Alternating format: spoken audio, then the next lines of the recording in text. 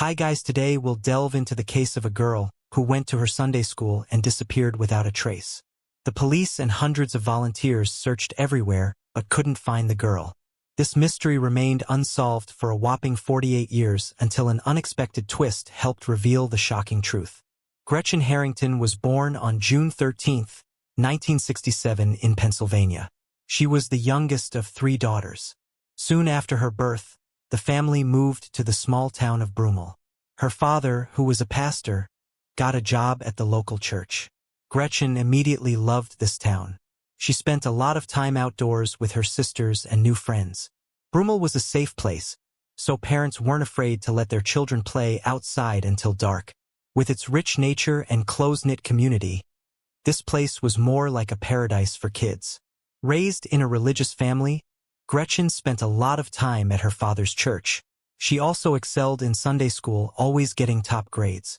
On the morning of August 15, 1975, when Gretchen was 8 years old, her family eagerly awaited the arrival of her mother and newborn sister from the hospital. Gretchen also wanted to wait for them, but her father encouraged her not to miss Sunday school to keep her perfect grades. Reluctantly, she agreed, took her Bible and headed to church. Usually, she walked there with her older sisters, but they both stayed home that morning. Gretchen wasn't afraid to walk alone, as the church was less than a mile away, just an 8-minute walk from her house. The Sunday school lessons consisted of 2 parts. First, the children gathered at Trinity Church, and after about an hour and a half, some of them headed to Gretchen's father church.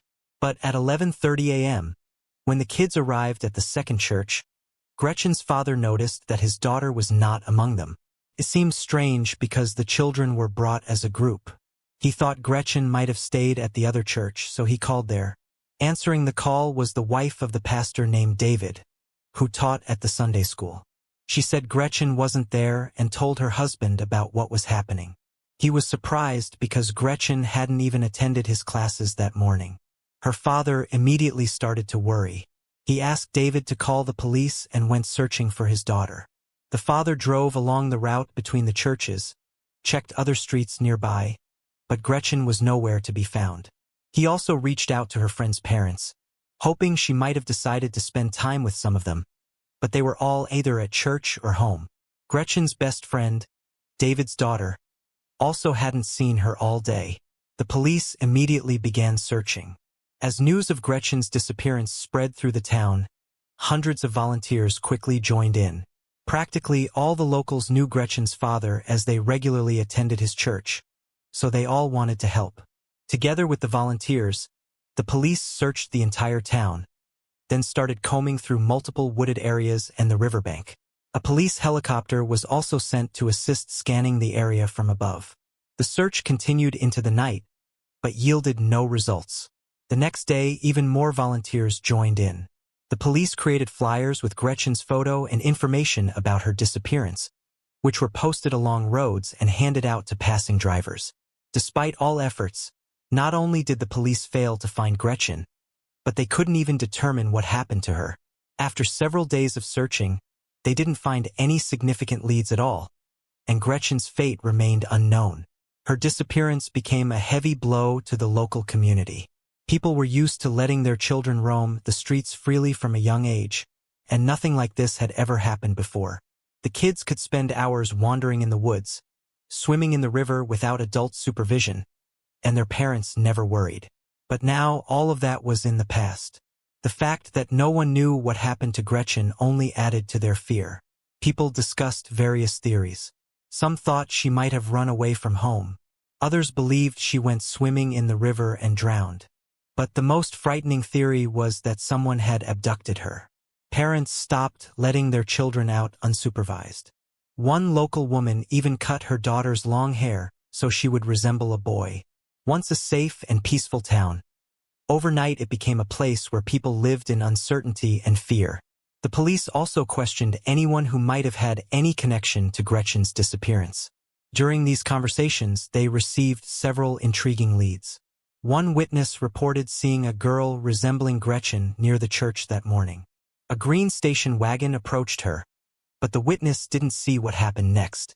Another person shared a similar story, But this time they said a white Cadillac approached the girl. The police followed up on these leads, checked the owners of all vehicles matching the descriptions in the area, but couldn't establish their involvement. For days after Gretchen's disappearance, detectives got a new lead. A resident of Westchester, located 30 minutes away from Brummel, called the police and said that he had found children's shorts matching the description of Gretchen's clothing. Investigators immediately showed them to Gretchen's mother, but she said they didn't belong to her daughter. From then on, there was no progress in the case for several weeks.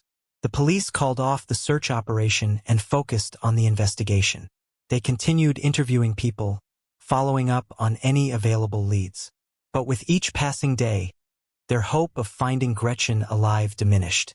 This continued for 2 months until October 14th, when a chilling call came in to the police. A man went for a jog in a large national park, about a 20-minute drive from Brummel. There, he noticed something strange in the bushes. At first, he didn't realize what it was, but when he came closer, he suddenly realized it was a human body. He immediately ran to the park rangers to inform them of the discovery, and they called the police. Officers quickly realized the remains were those of a child, but due to the extent of decomposition, identifying the child was extremely challenging. Detectives assumed it might be Gretchen, so they showed her parents photos of the clothing, which had been left carefully folded next to the remains. Gretchen's mother immediately confirmed they belonged to her daughter because she had made those clothes herself. Soon, forensic experts confirmed it was indeed Gretchen by matching the remains with her dental records. They also determined that the cause of death was multiple severe blows to the head, and the case was reclassified as a homicide. Due to the level of decomposition, they couldn't determine any other details, including whether the victim had been sexually assaulted. Moreover, DNA analysis didn't exist in 1975, so investigators were once again left without any clues. News of the murder reignited the attention of the local community, and the police began receiving even more tips. People realized that a dangerous criminal could still be somewhere among them, so everyone wanted to see the perpetrator brought to justice as soon as possible. Investigators received dozens of tips about suspicious men spotted in the park area where Gretchen's body was found, but all these tips led to dead ends. They also checked everyone living within a few-mile radius who had a history of violent crimes, but this yielded no results either. Several months after the discovery of the body, the case completely stalled and there were no developments since then. Over the following years, the investigation was reopened from time to time. Detectives reviewed all available tips and leads, but each time it ended nowhere. The main problem was that detectives had no evidence at all. Even when the police began using DNA analysis, it didn't help in this particular case because no foreign samples were found on Gretchen's remains or her clothing. As a result, the case remained unsolved for many decades.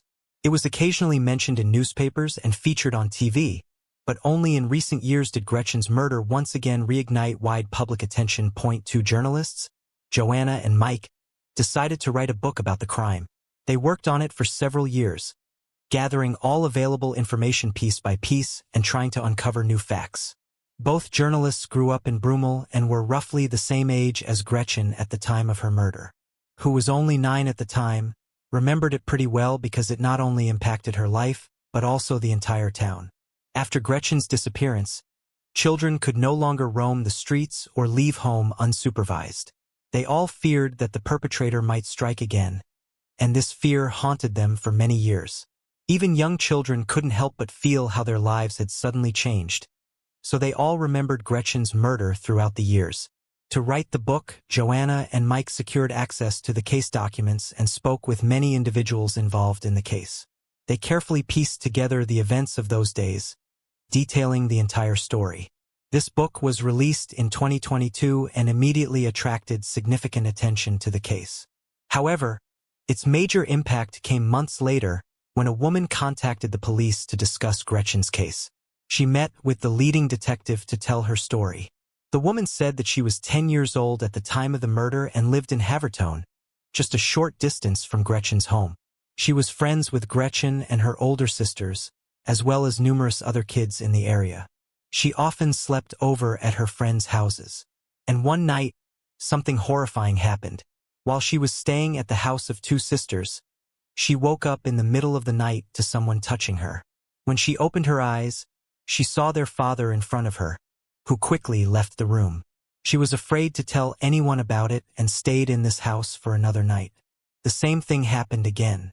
Her friend's father entered the bedroom and started touching her. The following morning, she finally told one of the sisters what had happened. To her surprise, she answered that it happened quite frequently. The girl also said that her father sometimes came to her sister at night. When she returned home, she told her parents everything. However, instead of going to the police, they simply prohibited her from visiting her friend's house anymore. And all of this happened just a week before Gretchen's disappearance. After telling her story, the woman finally disclosed the name of this man. It was David Zanstra, the same pastor who taught at the Sunday school. But that wasn't the end of her story. She also revealed that a month after Gretchen's disappearance, one of her friends was twice approached by a man who attempted to abduct her. The girl refused to get into his car and later told her friends that it was Zanstra who tried to lure her somewhere. To corroborate her statement, the woman showed detectives her personal diary from that time. On September 15, 1975, she wrote about her friend's plea to keep it a secret, fearing that David Zanstra might harm her. After receiving this information, the police immediately reopened the investigation. Upon reviewing the case materials, detectives uncovered several suspicious facts that indirectly implicated David. As we remember, it was he who reported Gretchen's disappearance to the police. The pastor provided investigators with a detailed description of her clothing: dark blue zip-up shorts with front studs and pockets without zippers or buttons. He also mentioned that she wore a white top with her hair in braids. At the same time, he claimed not to have seen Gretchen that day. This raised a reasonable question. How could he know what clothes she wore that morning? Especially since, after her body was found, David's descriptions were confirmed. She was wearing those exact clothes. The detectives also learned that the Sunday school classes started about 50 minutes late because Zanstra didn't show up at the church at the usual time. It meant that he would have had enough time to abduct Gretchen, murder her, dispose of her body in the park, and return to the church to begin his lessons. According to David's testimony, which he provided right after Gretchen's disappearance, he drove some of the children in his van to her father's church after the Sunday school classes. He insisted he didn't see Gretchen that morning and only noticed her absence when her father brought it to his attention. Another intriguing fact was that David, along with his wife and 3 children, moved to another state just a few months after the disappearance. The pastor also owned several vehicles, one of which was a green station wagon. As we recall, a witness told the police they saw a similar vehicle approaching a girl near the church on the day Gretchen disappeared. Piecing together all this information, the detectives decided to speak with the man. At that time, he was 83 years old and lived in Georgia, so they drove there. On July 17, 2023, they met with him at the police station and began questioning him. When Zanstra realized the detectives suspected him of murder, he began to deny everything, asking them what exactly they got against him. They told him they had the testimony of a woman he had touched during a sleepover at his house, as well as a story about him molesting his own daughters. Upon hearing this, David was stunned, and pretty soon his demeanor changed completely. Understanding that his dirty secrets were exposed, he stopped denying, and 48 years after the murder, he began to speak. According to his account, that morning he drove to Gretchen's father's church in his green American motor station wagon and saw the girl leaving her house. Waiting until there were no witnesses around, he approached her and offered her a ride. Without any hesitation, Gretchen got into his car. She knew David well because their families were friends, and she was also on her way to his Sunday school classes. But instead of taking her to the church, he drove her to a deserted park area, stopped the car, and told her to undress. Gretchen refused and said she wanted to go home.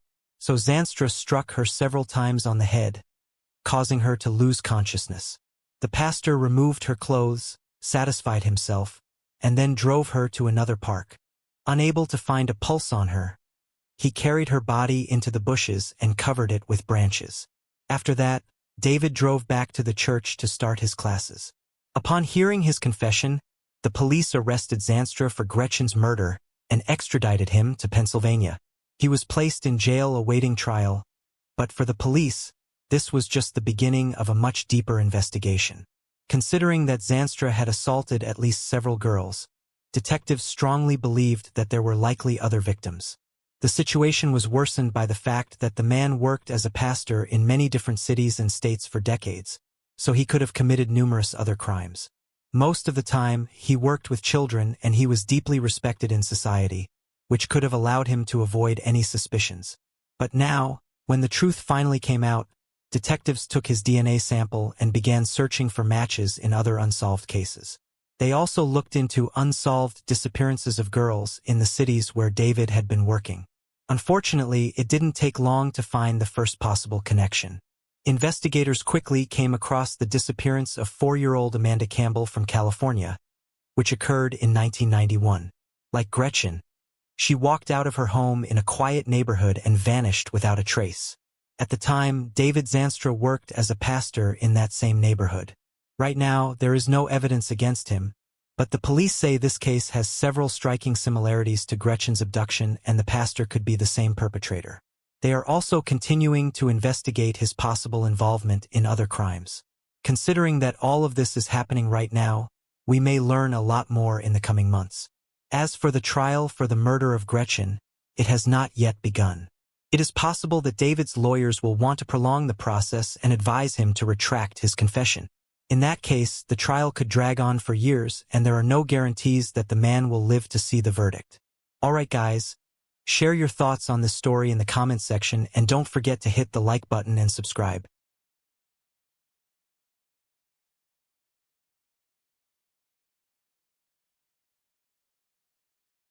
Now we'll delve into the case of a young girl who left her school bus just a few hundred yards from her house and vanished without a trace.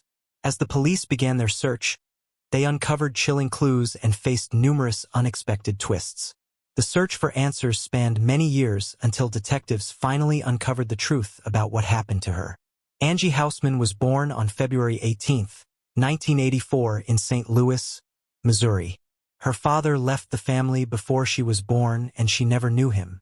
When she was 1 year old, Angie's mom married a man named Ronald and they had a son. He and Angie got along pretty well and she adored her younger brother. Angie was a very easygoing child, always seeking friendship with everyone around her. Her family lived in a quiet suburban area of St. Louis. In 1993, when Angie was 9, she attended the 4th grade at elementary school, located just over a mile from her house. To get there, she used to take a bus from the nearest stop, and her parents felt relatively safe letting her go alone because it was located just a few hundred yards from her house. Usually, Angie walked to the bus stop with some neighborhood kids. After school, they were watched over by several parents along the road from their windows. It became a sort of tradition among neighbors to ensure the children safely made their way from the bus stop to their homes. On November 18th, Angie, as usual, went to school and finished around 3 p.m. She took the school bus to her stop with a few neighborhood kids, and they walked home together. The other kids lived closer to the bus stop, leaving Angie alone about halfway. It was only a few minutes' walk, but time passed and Angie didn't show up. About half an hour later, Angie's parents started worrying. She often stopped to chat with the other kids, but it had never taken this long before.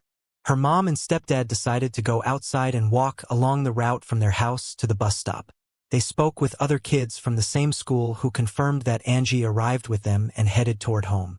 The parents also spoke with neighbors who usually kept an eye on the kids from their windows. But both women were busy that day and didn't witness anything. Angie's parents and their friends quickly initiated the search. They began scouring the area along the route from the bus stop to Angie's home. This continued into the evening. And as darkness fell, Angie's parents decided to call the police. Officers immediately joined the search. Given the cold weather, it appeared unlikely that Angie would wander off on her own, prompting the police to initially explore worst-case scenarios. Adding to their heightened concern was another recent incident. Just 10 days prior, in a nearby area, an unknown perpetrator had nearly abducted an 11-year-old girl. He approached her as she got off the school bus and attempted to drag her into the bushes, but she managed to escape. Since the assailant was still at large, the police considered the possibility of his involvement in Angie's disappearance. Officers called in K9 units and the dogs picked up Angie's scent near the bus stop. They tracked it roughly halfway to her house before abruptly losing it. This suggested that Angie may have gotten into a vehicle at that point, further indicating a potential abduction. The police also deployed helicopters with thermal sensors and searched the banks of a small stream near Angie's home, but they found neither the girl nor her belongings. Unfortunately, the first day of searching yielded no results. By morning, the police turned to the media and information about Angie's disappearance quickly spread across the city. In just one day, the police department received over 300 calls. To handle this influx of leads, they had to involve more than 20 new officers. Yet, all these leads did not help them find the girl. Detectives explored all possible scenarios and from the early days began scrutinizing Angie's stepdad. The man claimed no involvement in her disappearance and insisted he would never harm her. He agreed to a polygraph test and any other checks so that the police would stop wasting their time on him and focus on finding Angie. Investigators also located Angie's biological father, and here they discovered something weird. The man had never interacted with his daughter, but according to her mother, he had driven past their house several times, watching Angie play outside. Detectives found this suspicious, but the man had an airtight alibi. On the third day, the FBI joined the case, and the police department shifted even more officers to it. They all understood that something terrible must have happened to Angie. She just couldn't have survived on the streets in such cold weather. At one point, the police received a lead about a possible suspect. Someone reported a strange man slowly driving a blue sedan in Angie's neighborhood. His description matched the account of the girl who had narrowly escaped an abduction just 10 days before Angie's disappearance. Investigators decided to create a composite sketch of this person. It was featured in the news and volunteers distributed thousands of flyers. But the identity of this man remained unknown. Soon, the girl's disappearance made it to national television, attracting even more leads. Police diligently examined each one, but none brought them closer to finding Angie. Due to the heightened attention to this case, psychics quickly got involved, calling Angie's home and sharing their alleged visions. One of them claimed that the girl was alive and even specified a location where she was being held, a large national park, 25 miles from Angie's home, but detectives paid no attention to their words. A $10,000 reward was also offered for any information about Angie's whereabouts, leading to an increase in tips. During the investigation, detectives uncovered a pretty disturbing fact. A few days before her disappearance, Angie told her teacher that she was planning to go on a nature trip with her uncle. The catch was there was no uncle, and her parents had no idea what their daughter meant by that.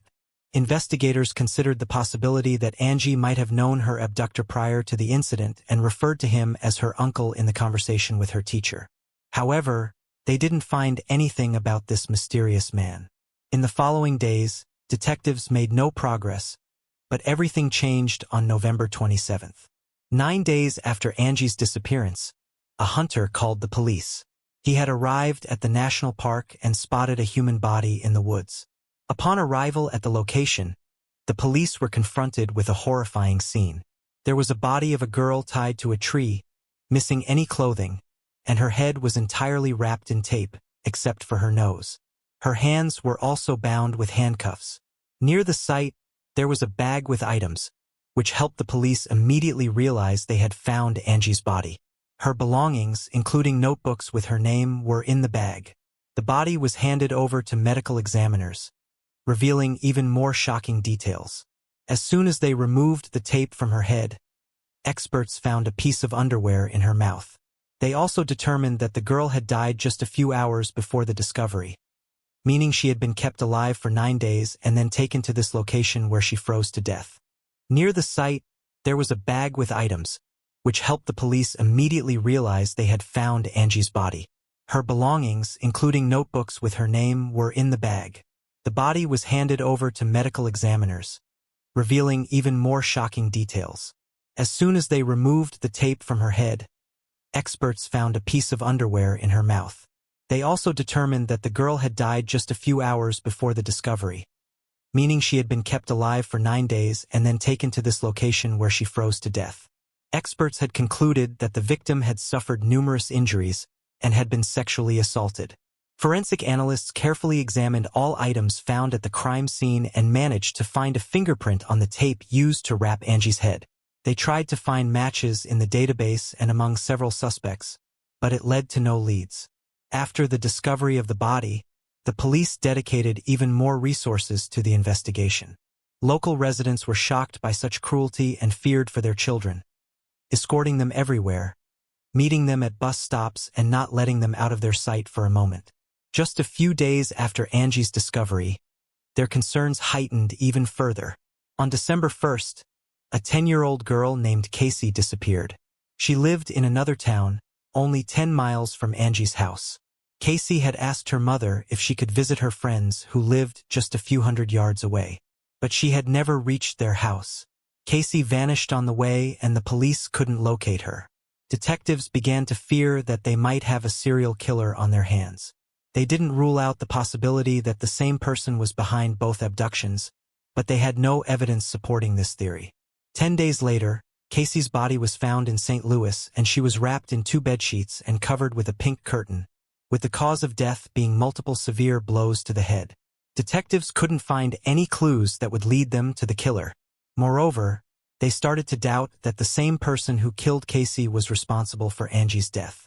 The nature of these crimes was noticeably different, leading them to consider the possibility of dealing with 2 different murderers. In the same month, detectives identified the man who had attempted to abduct a girl a few days before Angie's disappearance.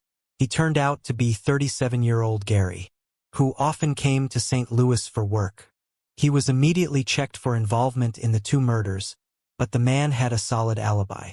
He wasn't in the city during the disappearances of Angie and Casey, although during the investigation, he admitted to assaulting 4 other girls and eventually received a 5-year prison sentence.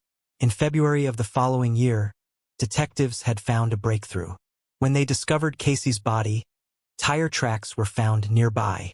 Their photos were handed over to experts who determined that the tracks were left by a pickup truck widely used by a popular car rental company. Armed with this information, detectives interviewed residents in Casey's neighborhood, asking if anyone had seen a pickup from this company. Given that these vehicles were covered with vibrant brand logos, they were easily distinguishable from others.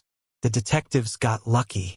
One woman told them that she had seen the pickup from this company near her neighbor's house about a week after Casey's disappearance. Police quickly discovered that there was a woman living with her partner and brother. She claimed that none of them had rented such a pickup and they had no connection to this case. But detectives didn't rush to believe her.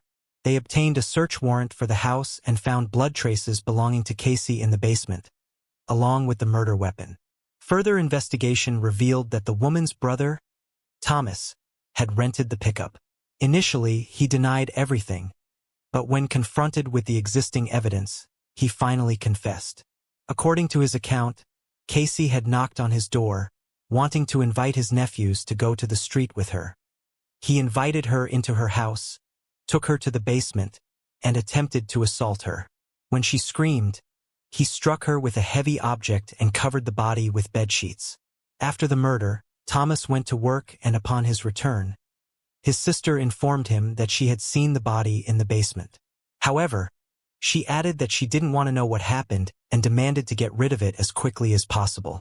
Casey remained in the basement for a whole week because active searches were underway and Thomas was afraid to move her. When things calmed down a bit, he rented the pickup, took the body to St. Louis and left it there. Thomas was eventually sentenced to death, but he died in prison from illnesses several years later. In connection to Angie's case, he denied any involvement, leading detectives to conclude that these crimes were, indeed, unrelated. The investigation hit another standstill for many months, with fewer and fewer leads coming in. Several years after Angie's murder, detectives faced another challenge, the expiration of the monetary reward for information, raising concerns about a decline in public assistance. However, an unexpected turn came in 2001 when a businessman in the community donated $250,000 as a reward for information on Angie's case. This generous amount of money, one of the largest at the time, led to a massive influx of tips for the police. But unfortunately, all of these leads proved to be dead ends. This continued until 2001, when detectives received a call from prison. Inmate named Corey Fox confessed to over 10 murders, including Angie Houseman's. Detectives rushed to speak with him, and Fox recounted how he and his friend abducted her from the street, keeping her captive in his house for several days. Initially, the criminals planned to demand a ransom, but concerns about potential identification led them to choose murder. To the surprise of detectives, Fox provided many accurate details, such as tying her to a tree, even specifying that his accomplice was using her underwear as a gag. However, discrepancies arose when questioned about how they restrained her hands. Fox claimed they used plastic handcuffs, whereas in reality, they used iron ones. Detectives also found out that Fox couldn't have committed some of the murders he confessed to. Police concluded that he likely fabricated parts of his confession, possibly drawing information from extensive news coverage on Angie Houseman's case. In the summer of 2002, another event reignited attention on Angie's case. In a different area of St. Louis, an unknown man abducted a 6-year-old girl from her home and killed her. Police initially considered the possible connection to Angie's case, but it turned out otherwise. The perpetrator was apprehended just a few hours later. It was a neighbor who confessed during interrogation. Several more years passed until 2007, when detectives decided to revisit the case.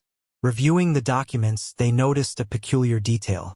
Shortly after discovering Angie's body, police noticed a parked car nearby with a man named Roger Martin inside. When questioned about his presence, Roger claimed he came to the area for hunting. However, upon a brief inspection of his car, the police officer found no hunting gear. This led the new detective team to take a closer look at Roger, discovering his criminal record for offenses against children. Moreover, he had assaulted one of his victims near the location where Angie's body was found. Remarkably, all of these crimes occurred before Angie's death, and this information was in the database. But during that time, the police did not thoroughly investigate Roger, prompting the new detective team to start from scratch. Roger was called in for questioning. He denied any involvement in Angie's murder, insisting he was near the location by chance. Roger added that during the time the girl was left there, he was still at work, although the police couldn't confirm this alibi. Despite a 9-hour interrogation, detectives couldn't reach any conclusive results.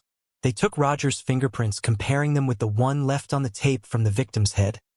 Experts determined they didn't match, leading to Roger's release. While the police refrained from ruling him out as a suspect, they lacked substantial evidence to hold him. There was no progress in the case until 2018, when the St. Louis Police Department formed a dedicated task force. The new detectives aimed to re-examine all existing evidence. With significant advances in technology since '93, they hoped to uncover new leads. The detectives focused on 3 key pieces of evidence: the handcuffs taped from Angie's head and her underwear used to silence her. Despite repeated attempts since '93, experts struggled to find the perpetrator's DNA on them. Undeterred, they decided to re-examine these items with modern technology. Firstly, they attempted to find DNA on the handcuffs, but it was quite challenging as they were almost entirely covered in the victim's blood. They then turned to the tape from Angie's head, encountering another issue. When they opened the box containing this evidence, they found that the tape had literally disintegrated over the years. Finally, they examined the underwear. Despite having little hope for this particular evidence, as it had been in the victim's mouth for several hours, potentially erasing any foreign DNA, they pursued it as a last resort. Employing state-of-the-art technology, they meticulously inspected every inch of the underwear. And at last, there was a breakthrough. A tiny sample of unfamiliar DNA was discovered, sufficient for analysis. Experts confirmed the DNA belonged to a male, immediately uploading it to the FBI database. In such cases, it's pretty common not to find any matches requiring additional efforts to identify the person. However, luck was on detectives' side this time. As soon as the DNA sample was uploaded, they received a full match. The DNA belonged to 58-year-old Earl Cox, who had been in prison since 2003.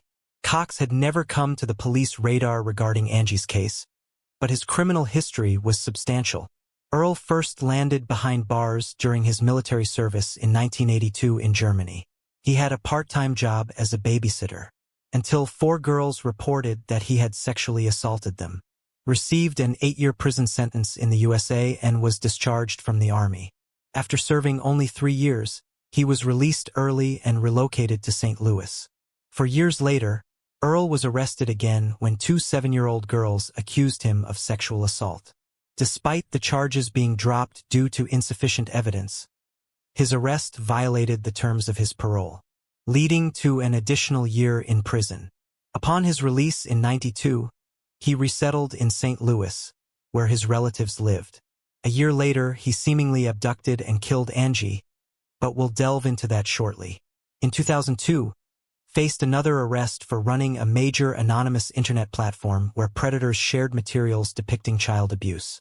The FBI had been investigating him for a while, and Earl took the bait when an undercover agent posing as a 14-year-old girl contacted him, expressed intentions to make her his slave, sent money for a bus ticket, and showed up at the agreed meeting place. Instead of a girl, Earl encountered armed FBI agents, resulting in his arrest. On his computer, they discovered 45,000 photos of child abuse, along with evidence that he was the mastermind behind the perverse platform. This information led to the arrest of 60 more individuals associated with the site, marking one of the country's largest operations against pedophiles. In 2003, Earl was sentenced to 10 years in prison, but when his term ended, a judge refused to release the offender, using a legal loophole allowing the detention of individuals deemed a serious threat to children. As a result, he remained behind bars, and in 2019, his DNA matched the sample. From Angie Hausman's case, detectives went to prison to speak with him. However, Earl denied his involvement and promptly asked for a lawyer. The police recognized that the man had little chance of winning the case in court, given the presence of his DNA. But they decided to try something else. Investigators reached out to Earl's lawyer, stating they would seek the death penalty for Angie's murder. However, if the perpetrator confessed, the prosecution would abandon the death penalty in favor of a life sentence. Apparently aware that he would likely lose the case, Earl agreed to the deal. Detectives returned to the prison, where he provided his version of events. It's worth noting that some parts of his story sounded outright implausible, but the crucial thing for investigators was the confession to the murder. Earl claimed that on November 18, 1993, he was driving through the area where his mother and sister lived. His car stalled in the middle of the road, and while he was trying to figure out what was wrong with it, a school bus pulled up and several kids got off. They all went into their houses, except for one girl, Angie. According to Earl, when she approached him, they had a brief chat, and he noticed she looked freezing.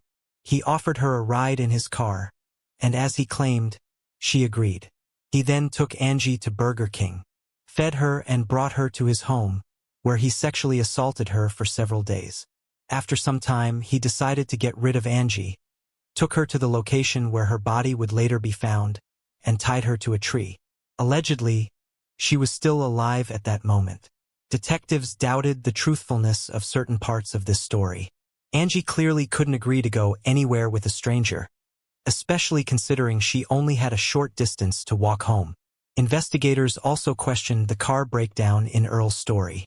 He claimed the car stalled, but as soon as Angie approached, the car surprisingly started again. More likely, the perpetrator noticed Angie and immediately decided to abduct her. He could have lured her into the car with some lies or even threats. It appeared much more realistic than Earl's version. Nevertheless, detectives obtained what they needed: the confession to the murder. In August 2020, he appeared before a judge who sentenced him to life imprisonment without the possibility of parole. Unfortunately, Angie's mother did not live to see this moment. She passed away from cancer in 2016.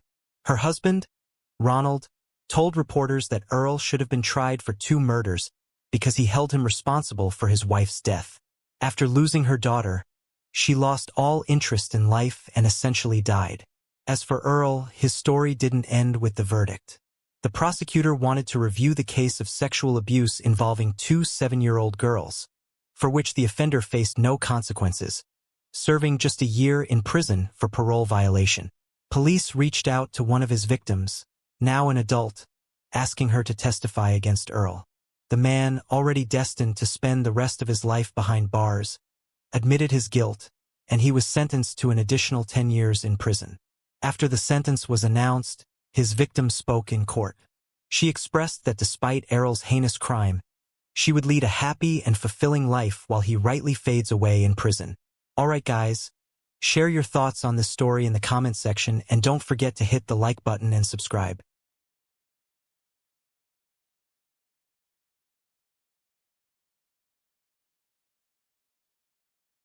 A young girl left her home and vanished without a trace.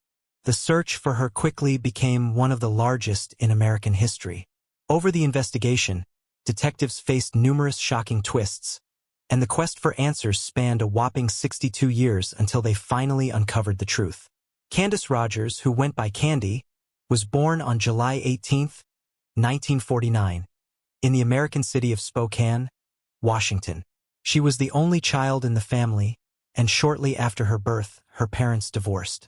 Her father stayed in the same city, so they spent time together pretty often. Candy was a typical, lovely child who enjoyed strolling outside with her friends, spending time in nature, and playing with her dog.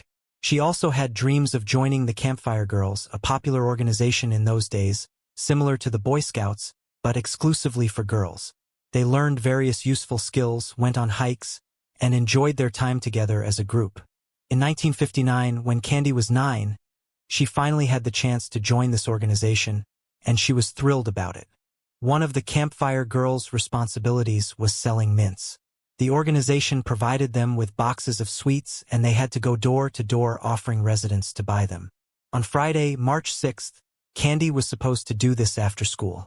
She returned home, had dinner, played with her dog, and around 4 p.m., she took about 8 boxes of mints and headed out. Candy planned to walk through nearby streets and offer sweets to her neighbors. Other girls were also supposed to visit houses in this area, but they had pre-allocated streets to avoid overlapping and offering sweets to the same people.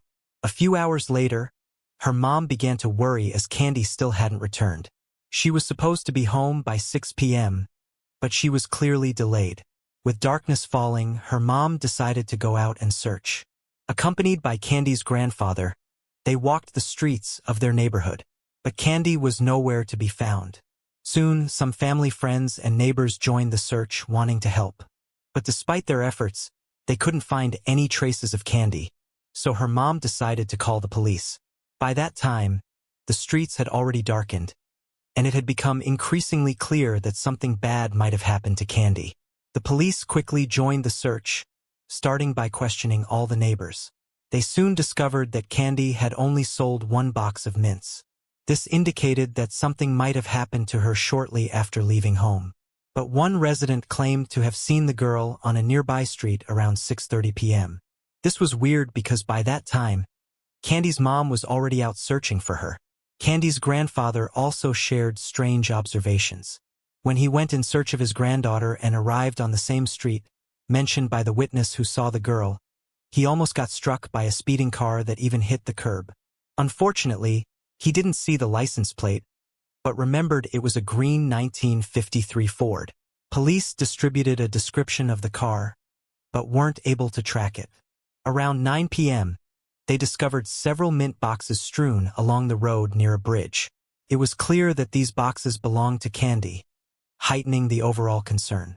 The police focused their search in this area, combing both riverbanks along with a small wooded zone on either side. They scoured the area all night but couldn't locate Candy.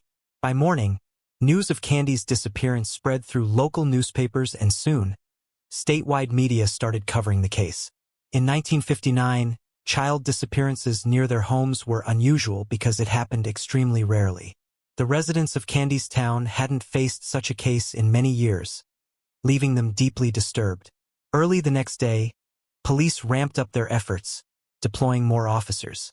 Mounted police, off-road vehicles, and even military personnel scanning the land from helicopters joined the search.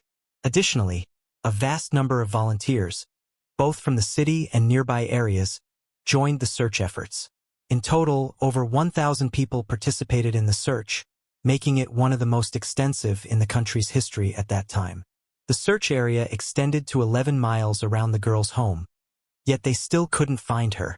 On the same day, another tragic event unfolded. A helicopter involved in the search clipped power lines and crashed, resulting in the loss of 3 out of the 5 crew members. Search efforts persisted for many days, yielding no results.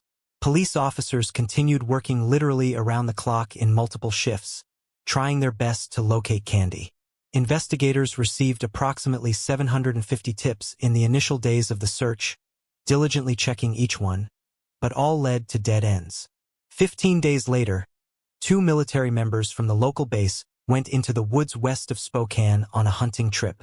There, they noticed children's shoes on the ground, immediately recalling Candy's disappearance. Many military members had been involved in the search, so they were all well aware of the case. They reported this discovery to the police, who showed the shoes to Candy's grandfather. He confirmed that the shoes indeed belonged to his granddaughter. The police headed to the woods for the search. Within minutes, one of the officers spotted a foot sticking from the bushes and found the girl's body. She lay amid the underbrush, covered with pine branches. Medical experts determined that the cause of death was strangulation. The perpetrator had used a torn piece of fabric from her skirt for this.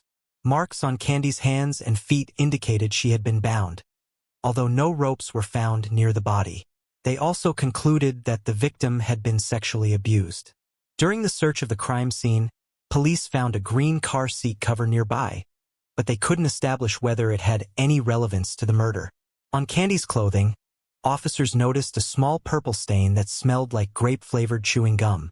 Yet, once again, they couldn't establish any connection to the case.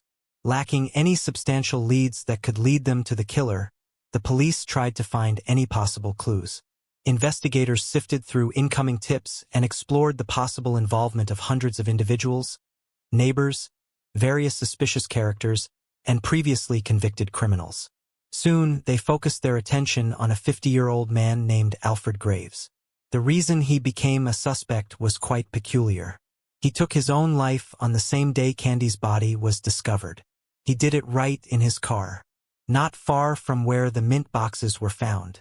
He also lived just a few hundred yards from Candy's home. When the police found Alfred's body, they discovered a rope and woman's hairpins in his car. Investigators obtained a search warrant for his house, where they found numerous newspaper clippings detailing articles on sexual crimes against women and girls. The police also learned that several women had accused him of harassment, and even his wife admitted suspecting him of Candy's murder. Despite this troubling chain of events, investigators couldn't find any evidence linking Alfred to Candy's murder. They hesitated to clear him of suspicion, but proving his guilt seemed impossible. Detectives delved into other suspects, whose numbers kept growing. Several months after the murder, they had an extensive list of names spanning multiple pages, and the police diligently checked each one. Yet every time they failed to find evidence of their involvement. Later, investigators had another suspect, a serial killer named Hugh Morse. He was arrested in 1961 for a series of crimes, and the reason why he became a suspect was pretty interesting. Hugh was known for constantly chewing grape-flavored gum. As we recall, a similar substance was found on Candy's clothes. Another reason to suspect him was that he killed 2 women in Spokane a few months after Candy's death. Hugh began committing crimes pretty early. His first arrest was for assaulting a woman, but he faced no real consequences. He was simply discharged from the army where he was serving at the time. Later, he committed a series of robberies in Los Angeles and served only 6 months. After his release, he lured 2 8-year-old girls to a secluded area, promising them ice cream. He sexually assaulted them and was arrested once again. Surprisingly, he managed to avoid prison. A medical commission deemed him a sexual psychopath, so he was placed in a mental health facility. After 2 years, doctors believed he was cured and released him. Hugh moved to Spokane, where he started peeping into women's windows. In November 59, he broke into a 28-year-old woman's home, assaulted and killed her. 10 months later, he entered a 69-year-old woman's residence, repeating the same actions as with the previous victim. A month later, he assaulted another woman, stabbing her multiple times, but she survived. After these crimes, he left the city and over the next few months, committed numerous other offenses, attacking women and girls with a knife, sexually assaulting them and killing 2 more victims. Hugh always traveled between different cities and states until the FBI took on his case. He was added to the list of the country's 10 most wanted criminals and was soon captured.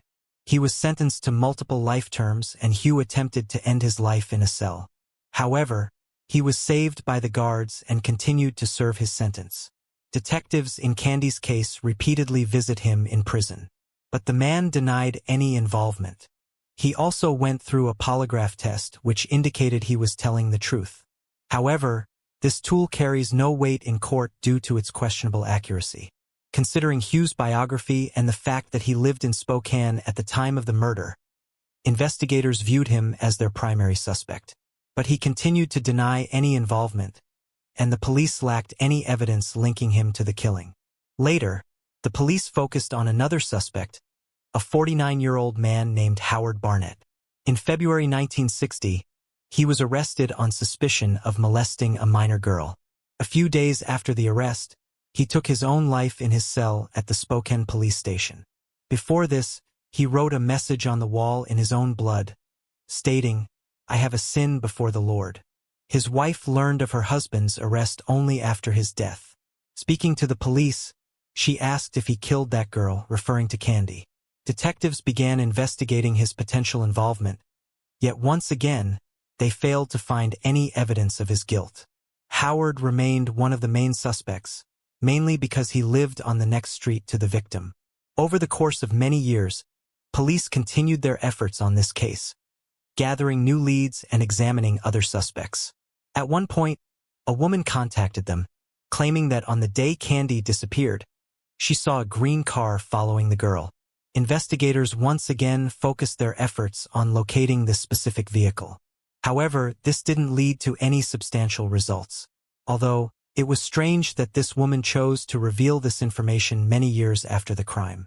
In the following decades, this case was reopened from time to time, but detectives always hit a dead end. Interestingly, they not only had to search for new leads, but also fanned off false confessions.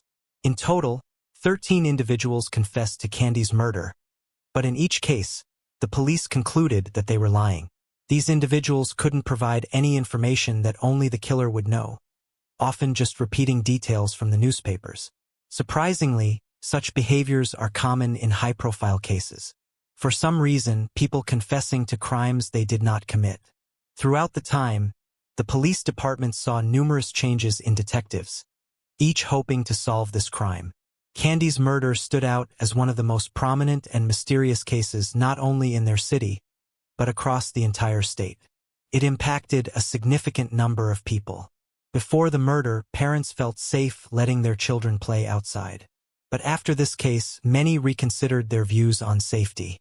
In the early 2000s, this case was reopened once again, and this time, a new detective decided to use modern technologies.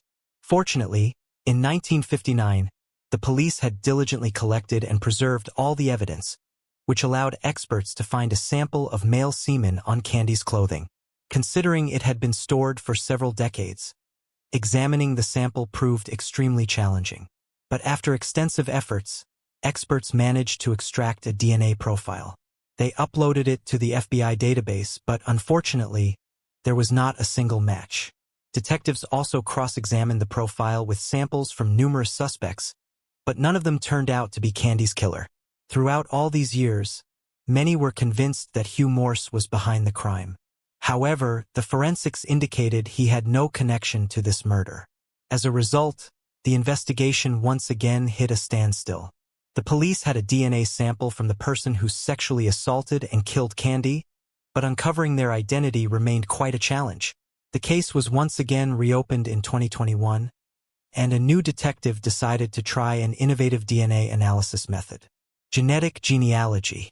This technique had successfully solved hundreds of cold crime cases, and the detective hoped it would finally bring closure to one of the longest-standing investigations.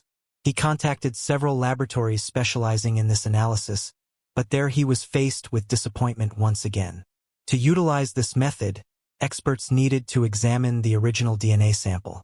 Several attempts were made, but each laboratory concluded that the semen sample had degraded too much, so it was impossible to extract the necessary data. The detective turned to a final laboratory and, unexpectedly, there was a long-awaited breakthrough. Using cutting-edge tools, the experts successfully studied the sample, providing them with the required profile of the perpetrator. They uploaded the profile to genealogical databases, initiating the search for distant relatives of the DNA owner. Through meticulous efforts, examining thousands of individuals, they narrowed down their focus to one specific family. Upon investigating this family, they found that the DNA sample most likely belonged to one of three brothers. However, a new challenge arose as all three were deceased. Nonetheless, the experts and the detectives discovered that one of the brothers had a daughter and the police contacted her. The woman was shocked at the possibility of her father being the killer of a little girl. Yet without hesitation, she agreed to assist. She provided her own DNA sample, and the experts confirmed that she was closely related to the individual whose semen was found on Candy's clothing. With these results, detectives swiftly obtained a court order for the exhumation of her father's grave. Experts extracted a DNA profile from his remains, and after 62 years since the murder, the identity of the perpetrator was finally revealed. It was a man named John Hoff. The analysis revealed a complete match between John's DNA and the semen found on Candy's clothing. Despite having hundreds of suspects throughout the years, John Hoff was never on that list. Investigating his biography, detectives discovered his involvement in other crimes. At the time of Candy's murder, he was 20 years old and lived less than a mile from her house. He also served in the army, stationed at a base near where the girl's body was discovered. 2 years after the murder, he attacked a woman, bound and sexually assaulted her, and attempted to kill, but she managed to survive. John was arrested and sentenced to only 6 months in prison. He was also disgracefully discharged from the army. Upon release, John started a family, having 4 children, 2 sons and 2 daughters. He remained off the police radar, living a seemingly ordinary life. John changed jobs several times, and once, while working in a food packaging plant, he suffered a severe chemical burn to his face, leaving a lasting mark. His life came to an end in June 1970, 11 years after Candy's murder, when John took his own life without leaving a note. Police also determined that the victim might have known him. Candy was friends with his sister, who was 10 years old at the time. All these years later, she told detectives that after her friend's murder, she cried in her brother's arms, unaware that he was the one who killed Candy. Unfortunately, the girl's parents did not live to see the moment when the killer's identity became known. Candy's mother passed away in 2006, and her father took his own life in 1963, 4 years after the tragic event. The reason for this remains unknown, leaving only speculation that he couldn't cope with the loss of his own daughter. Nevertheless, this case was finally solved, marking it as one of the longest investigations. Over 62 years, it involved not just different detectives, but different generations. During the press conference where the police announced the name of the killer, only one officer who worked on the investigation in 1959 was present. He thanked God, allowing him to live such a long life and eventually learn the truth.